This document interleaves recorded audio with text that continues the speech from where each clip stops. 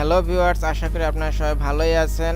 আজকে আমি যে বিষয়টি নিয়ে আলোচনা করব সেটা হলো অ্যাডোব ইলাস্ট্রেটর থেকে কিভাবে প্রিন্ট সেটআপ দিতে হয়।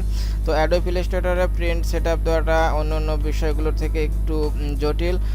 তো আমার নাম দেবমধুর, আপনারা দেখতেছেন ডিএম টেকনিক। তো চলুন শুরু করা যাক। আমি ইলাস্ট্রেটরটা ওপেন করলাম, এবার কন্ট্রোল পিতে প্রেস করি। কন্ট্রোল পিতে প্রেস করলে আপনার প্রিন্ট অপশনটা এসে যাবে। এখানে প্রথম যে কাজটা করতে হবে সেটা হলো আপনার প্রিন্টারটা সিলেক্ট করতে হবে।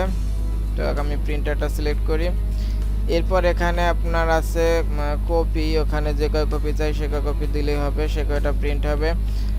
তো এরপর যে বিষয়টা হচ্ছে পেপারের যে সাইজটা সেটা দিতে হবে। A4 হলে A4, ওটা অবশ্যই দিয়ে নিতে হবে। আর এখানে আপনার যেটা আছে সেটা থাকলেই হবে, প্রিন্ট অ্যান্ড ভিজিবল লেয়ার যেগুলো।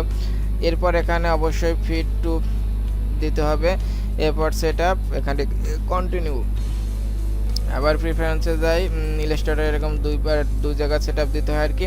তো এখান থেকে পেপার সিলেক্ট করতে হবে। এরপর পোর্ট্রেট দিলে পোর্ট্রেট, ল্যান্ডস্কেপ দিলে ল্যান্ডস্কেপ। এরপর যে অপশনটা আসে সেটা হলো আপনার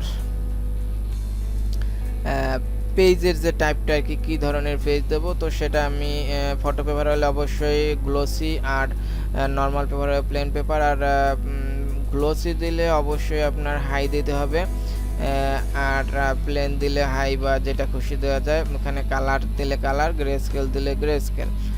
তো এরপর এখানে যেটা করতে হবে ওকে, এরপর এখানে আবার এটা দিতে হবে। এরপর এখানে প্রিন্ট দিলে প্রিন্ট শুরু হবে। তো এই ছিল আমার ভিডিও। যদি ভিডিওটি আপনাদের ভালো লেগে থাকে তাহলে অবশ্যই লাইক, কমেন্ট, শেয়ার করবেন এবং আমার চ্যানেলটি